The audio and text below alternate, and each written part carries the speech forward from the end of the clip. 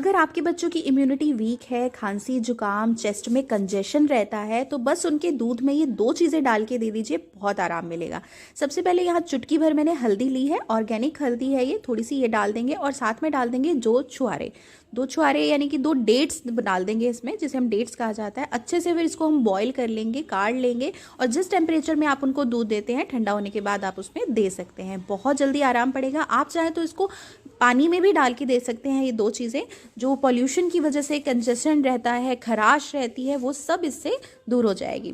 बस आपको regular basis पे इसको देना है पूरी सर्दियाँ, बहुत आराम। तो जो लोग भी पॉल्यूटेड एरियाज में रहते हैं, जिनके चेस्ट में कंजेशन रहता है, उनके साथ ये ज़रूर शेयर कीजिएगा। बहुत ही सिंपल सी टेक्निक है।